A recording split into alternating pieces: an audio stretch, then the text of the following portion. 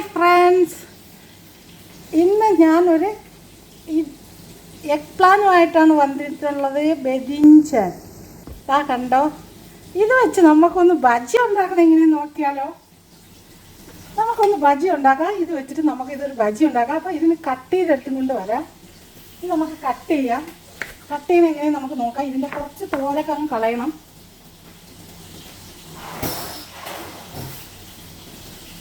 ഇതുപോലെ ഫീൽ ചെയ്തെടുക്കാം. കുറച്ച് ഒരു ഇതുപോലെ എല്ലാം എടുത്ത് കളയണ്ട, കുറച്ച് മാത്രം. ഇങ്ങനെ ഒരു ഡിസൈനായിട്ട് നമുക്കിത് തൊലി നീറ്റിങ് ചെയ്യാം.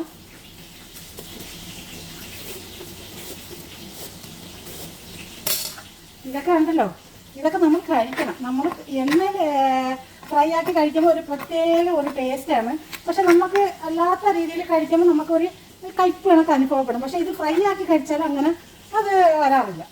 അപ്പം നമുക്കിത് എങ്ങനെയാണ് കട്ട് ചെയ്യണമെന്നൊക്കെ ഒന്ന് നോക്കിയാലോ.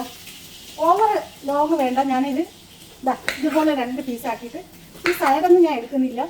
ഇതുപോലെ നല്ല പീസാക്കി ഞാൻ കട്ട് ചെയ്തെടുക്കാൻ പോവുകയാണ്.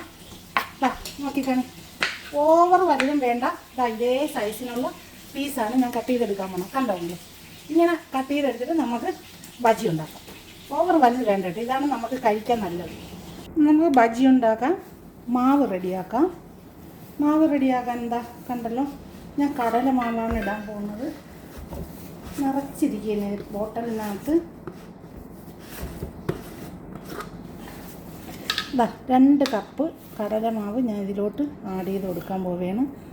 കടലമാവാണ്. ഞാൻ 2 കപ്പ് ഇട്ട് കൊടുക്കുന്നുണ്ട്. 2 കപ്പ് കടലമാവ് എടുത്തു. പിന്നെ അരിപ്പൊടിയാണിത്. അരിപ്പൊടി കുറച്ച് മതി, ഒരു 1/4 കപ്പ് എടുക്കാം നമുക്ക്. ഒരു 1/4 ടീസ്പൂൺ അരിപ്പൊടി കേട്ടോ. 1/4 ടീസ്പൂൺ അരിപ്പൊടി മതി.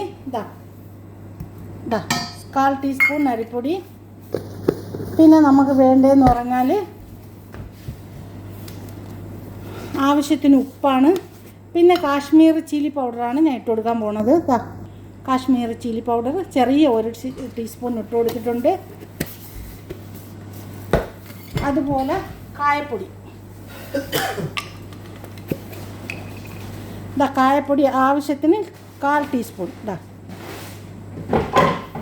നിങ്ങൾക്ക് ആവശ്യത്തിന് ഇട്ട് കൊടുക്കാം. അടുത്ത നമുക്ക് ഉപ്പ് ആഡ് ചെയ്ത് കൊടുക്കാം.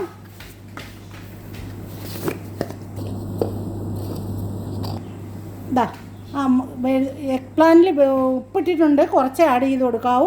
ഉപ്പ് ഇട്ട് കൊടുത്താൽ ഇത് നല്ലതുപോലെ ഒന്ന് മിക്സാക്കി എടുക്കാം. മിക്സാക്കി എടുത്തിട്ട് നമുക്കിത് കലക്കിയെടുക്കാം. ഒരു അല്പം മഞ്ഞപ്പൊടിയും കൂടെ ചേർക്കണം.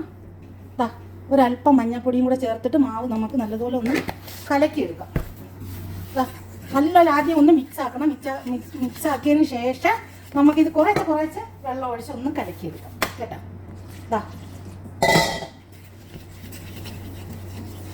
ബെദിഞ്ചാൽ ബാജി.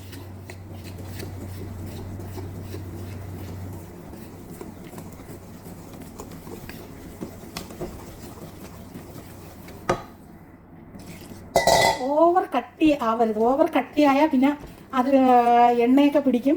പിന്നെ കഴിക്കാനും അത്ര ടേസ്റ്റ് ഉണ്ടാവില്ല. ഒരു അപ്പത്തിൻ്റെ മാവിൻ്റെ പരുവത്തിനേക്കാളും ഒരു ശർക്കരം കൂടെ കട്ടിയാവാവും. കണ്ടോ, നോക്കിക്കാണി നിങ്ങൾ. ഇതാണ് ഇതിൻ്റെ പരുവം.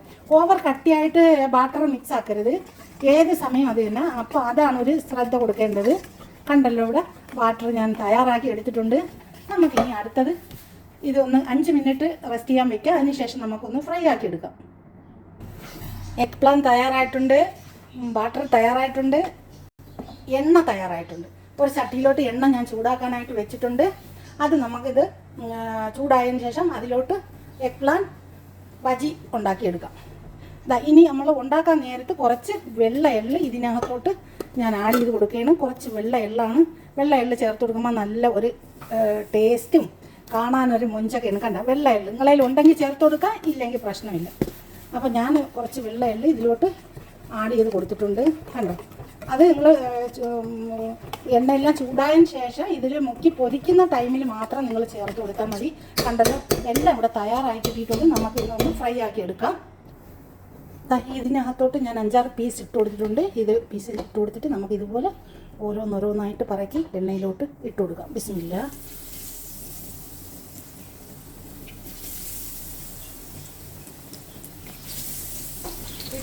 ഫ്രൈ ആക്കി എടുക്കാം. കുറേശ്ശെ ഇട്ട് ഫ്രൈ ആക്കി എടുക്കണം. അധികം അധികം ഇടരുത്, ഒരു മിനിമം ഇട്ട് കൊടുക്കണം. ഇനി 2-3 പീസും കൂടെ അതിൽ ഇടാൻ പറ്റും, അത് കഴിയുമ്പോൾ മതി. ബജി ഇവിടെ തയ്യാറായി കിട്ടിയിട്ടുണ്ട്. എല്ലാം ഫ്രൈ ആക്കി കോരിയിട്ടുണ്ട്. ബിസ്മില്ല, എല്ലാം ഒപ്പിക്കാണേ. എന്താ സൂപ്പർ നോക്കിക്കാണേ. വാവ്, അടിപൊളിയാണ് കേട്ടോ. എല്ലാവരും ഒന്ന് തയ്യാറാക്കി നോക്കി. ഒരു 10 മിനിറ്റ് കൊണ്ട് നമുക്കിതെല്ലാം തയ്യാറാക്കി എടുക്കാൻ പറ്റിയ ഒരു പണിയാണിത്.